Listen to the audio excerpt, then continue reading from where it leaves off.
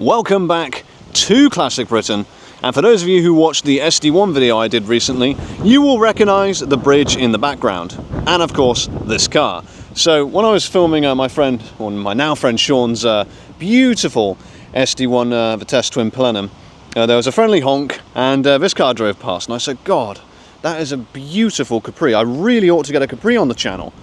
And yeah, basically what happened was Sean actually knows the owner of this car through a mutual friend, and yeah, we were able to get in touch and arrange this shoot. So we'll just give you a quick walk around. Now, a lot of people were commenting saying, oh, that's a beautiful restored Capri, but the shocking thing about this car is it isn't restored. It's completely original, bar the wheels, which are off another type of Capri we'll get into in a little bit later. But yeah, completely original paint, original engine, interior, everything.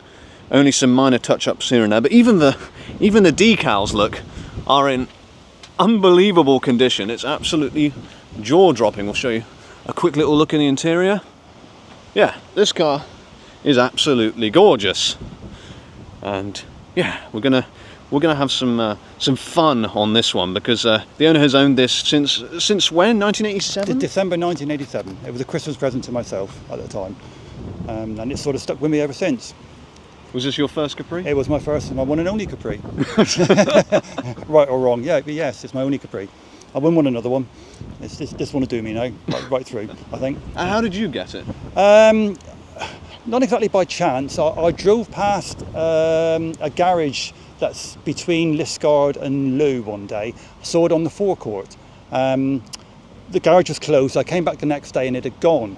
And I was going to drive off, and then I called in just to say you had a Capri on the forecourt, where is it? And then they said, well, they'd done a swap with another local garage who wanted that one, and they had something that they wanted. So long story short, I went down to this other garage and bought it there and then.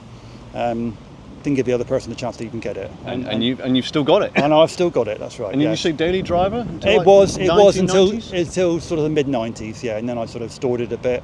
And really since then, it's been on and off the road in sort of, you know, bits and pieces really.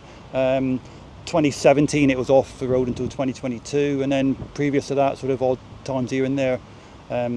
Expenses and buying a house and one thing and another gets in the way, but yeah, it's back on the road now, and as it's now tax free, because it's 41 years old, it'll stay on the road now. Yeah. And obviously unrestored mostly. Yeah, mostly unrestored.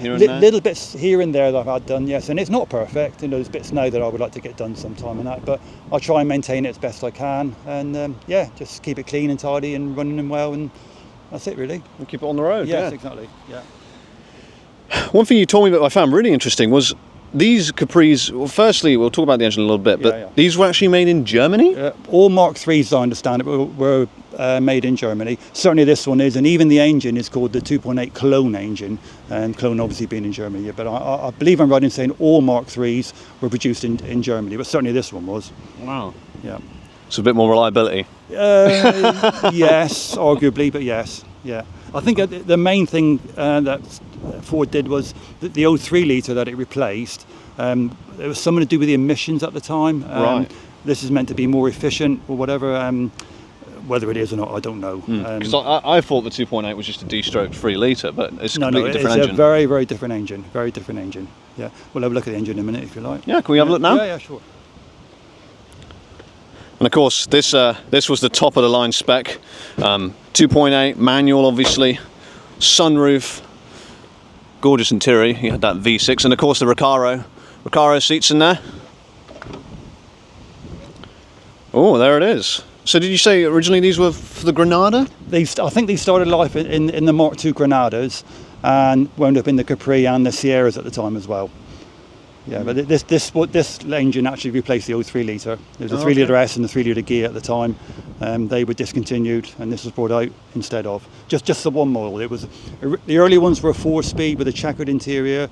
Then you had a crossover into the 5-speed, which is this one, is with what they call the shark grey interior. The later ones were called 2.8 Specials. All the same. The Specials had a half leather interior and the 7-spoke alloy wheels, which is on mine now because I never really liked the pepper pots and bought a set of 7 spokes as soon as I could.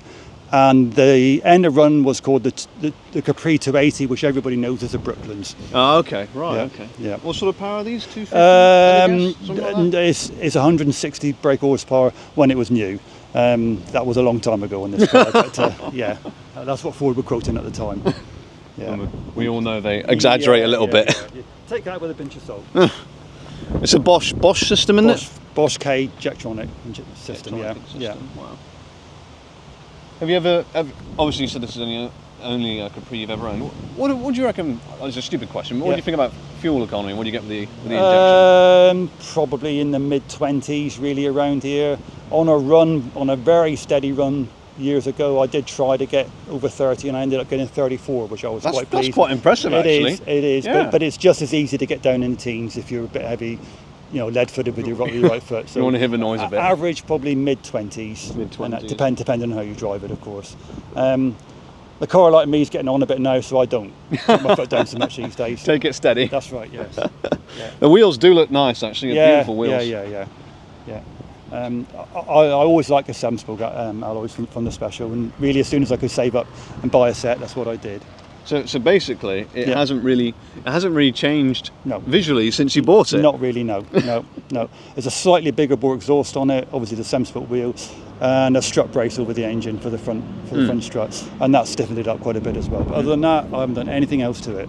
And of course, obviously, as we all know, Fords are very, very expensive now, but it wasn't like that back in the day. No. It was. I think I paid about £4,500 for it, but that was back in '87. So it was a reasonable price car at the time. Yeah. But it was low mileage as well. It was on 29,000, I think, when I bought it. And I've put every sort of mile on it since then, really. And what's she up to now? 116,000. 116,000. Yeah. But it's 41 years old. And, still a healthy. Yeah, it's still breathing quite healthy, really. Shall we fire it up and take it for a spin? Yeah, sure.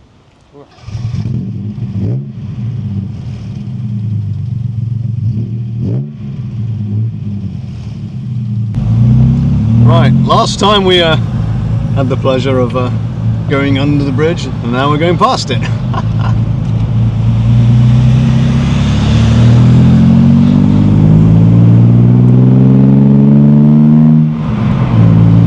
Oh, that V6 does sound nice. You don't really realise how low down one of these is until you climb in it. I've never actually been in a Capri before. Well, I have now, but it's actually a really nice ride. You can tell these were designed, Grand Tourers, long distance. Very much so. I'm sure it wasn't uncommon back in the day to drive one of these to Europe and back. So did they build the entire cars in Germany? Yeah. Or just the shell?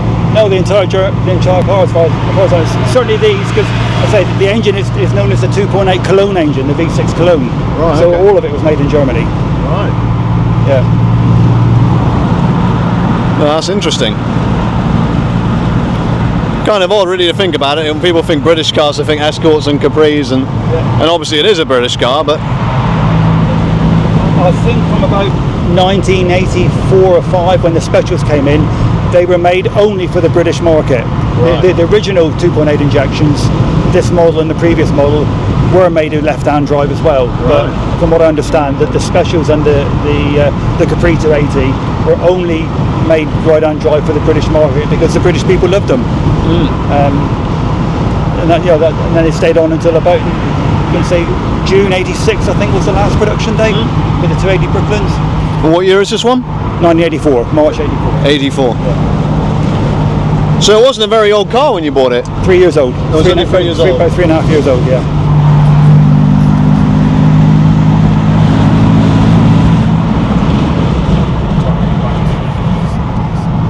Oh, beautiful weather. And what's quite surprising is a lot of cars I've been in with the sunroof, they're quite blowy, but it isn't the case at all. It's quite a small sunroof. Yeah, small sunroof, yeah. More of a letterbox than a sunroof.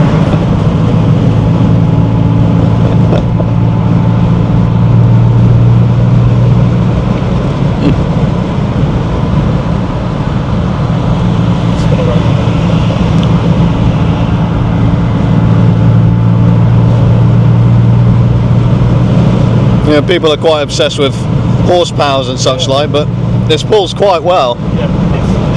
In its day, it was quite a fast car. Back in 1981. Nowadays, it really isn't. You know, people think it is, but it really isn't. But that's not what it's about for me. It's just the experience and the sound and the looks that you get. You know, it's quite an eye-catching car. You know, although I say so myself. You know, there's hardly any left on the road now, and you know, people do compliment on it, and you know, it's nice. You know, people enjoy looking at it, and it's worth it to me. Then, you know, to show it to people. Did you get a lot of reactions when you first bought it? People look at it because obviously it's a high class car back in the day. Different sort of reaction, really. They just sort of, you know, a lot of people just wanted to race me all the time, which was not what I bought it for, really. But different sort of reaction to what it is now. Whereas now it's just an old timer like me, and it's, you know, it just sort of plods on as best it can. Because you said when we were driving up to the car park there, but a lot of boy racers bought these back in the day. Well, they did, yeah, and they were so easily stolen as well. You know, they were a prime target because, you know, the locks were never up to very much on them. You know, and they were, you know, quite easily stolen. They were stolen quite a lot, unfortunately. I think that's the same sort of situation, isn't it, with the Escorts? Oh, all the Fords, really. Yeah. Of course, you had the famous tennis ball trick where you cut a tennis ball in half, put it over lock, and it opens the door. Yeah. Very common back in the day. Yeah.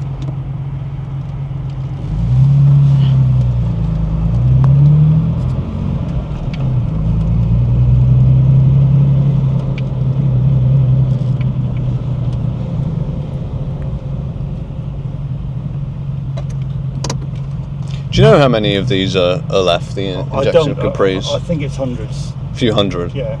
It's weird because you see a lot of Capris at shows and you think there's a load of them, but there really isn't. I don't think. I did have a look a while ago, and it was a reasonable amount, but it wasn't, you know, it wasn't a lot considering, you know, I think throughout the run there was nearly 2 million Capris made altogether from sort of 1969 right through to when they stopped them. Yeah.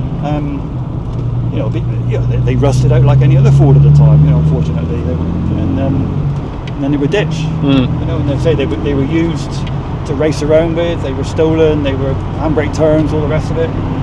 You know, and as a result, not that many left now.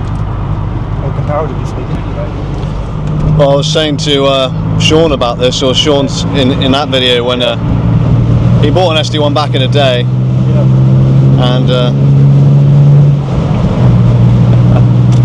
Does pull well, doesn't it?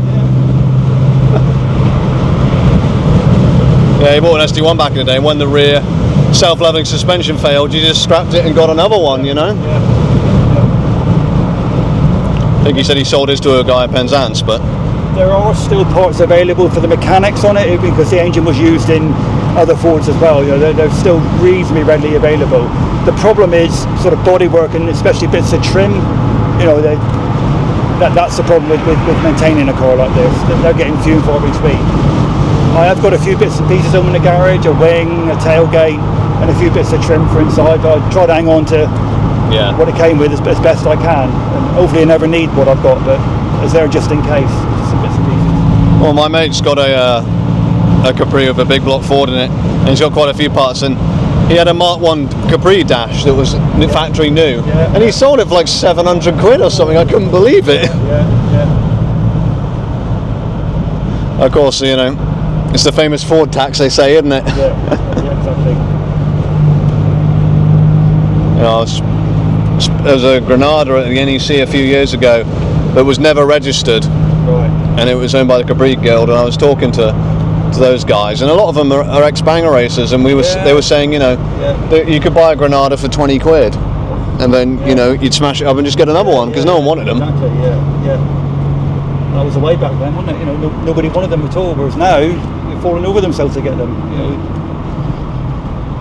I don't know why they've got 30 mile an hour here. It's just for some reason. Yeah. So is this your first classic? Yeah. One and only. Yeah. When I bought it, I had no idea I'd be keeping it the same for time, but it's not going anywhere now. It's definitely not for sale. What was your first car, do you remember? It was a Mark II Ford Escort 1100 Popular Plus, whatever that meant. It wasn't quite an L, it was the one below that. It was a one below L spec? Yes, so you imagine it was Peasant spec, yeah, yes. they call it, yeah. Poverty spec. Yes. But it got me around. So, and then the next car was this, right? No. After that one, I had another Mark II Escort, but I went up in market. I bought a 1300 Kia Mark II Escort, which was a nice car. And then I bought a Cortina 2.3 V6 gear, which is a similar engine to this. And I've had That'd be a rare car now, wouldn't it? I don't think there's any left. I never see them. And then I've had a Volkswagen Jetta GLI, which had the same engine as the equivalent Golf GTI at the time. And then it was this one, but as well as this one, I've had a couple of, I had an Orion, I've had an Astra, a couple of BMWs, and now I've got a little B-Class Mercedes. Well, my mum, when I was a kid, had a Peugeot 309 a friend gave her, because the power steering wasn't working, it wasn't very good on it, and my mum's friend had a really bad back. So that was my first childhood car. And then my mum had a Mark III Astra Estate for like 20 years. And that's another car that you do not see anymore. From my generation, a lot of the 90s cars are gone because of the scrappage scheme. Everyone just scrapped perfectly good cars, even cars from the 70s.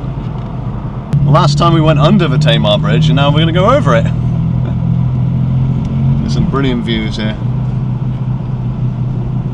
It's amazing to think for years there was only a tiny little bridge in Bude in North Cornwall, because Cornwall is basically an island. There's only that tiny little bridge and a couple of small bits of landmass. There's Brunel's masterpiece, look, 1859. I'm pretty sure that's the year it was completed. I think it was actually built, designed and started construction earlier than that. Brunel actually originally, believe it or not, wanted a dual gauge line, like dual tracks, because he knew it would be a bottleneck if they didn't, but they ran out of money. And he was right, and it still is a bottleneck for the trains. This road bridge was built in 1963. There was a car ferry for years and years and years. Yeah, if you wanted to go to Cornwall, this was, you took the Salt Ash ferry, drove your car on there. I'll try and find some photos of it. So this bridge was quite important. Right, as we begun Sean's video underneath this bridge, we thought it'd be appropriate to end this video with the same bridge, but obviously a bit of a more scenic route. You can see the road bridge and the rail bridge, and we've got a beautiful little harbour here, which we'll show you. I mean, isn't that just picturesque? Isn't that beautiful? Fantastic view of the bridge here. And a great view of the Capri, of course, which is looking absolutely wonderful. Well, thanks for letting us come out and film. You got any plans, any other things you want to do to the car in the future? No, well, just maintaining it as it is, really. And that could be, in years to come, that'll be enough to go on with, I think, really. But yeah, just keep it as it is and keep it as standard as it is, really, and just keep on top of it. Preserve it and keep enjoying it. Yeah, definitely. Well, thanks for letting us film the car. No, you're very welcome. I really appreciate it. Yeah, I've enjoyed it. Thank you. And yeah, if you enjoyed the video, don't forget to like and subscribe. Comment down below. Let us know what you want us to feature next on the channel. If you've got a cool car yourself, feel free to get in touch with me. And until next time, bye for now.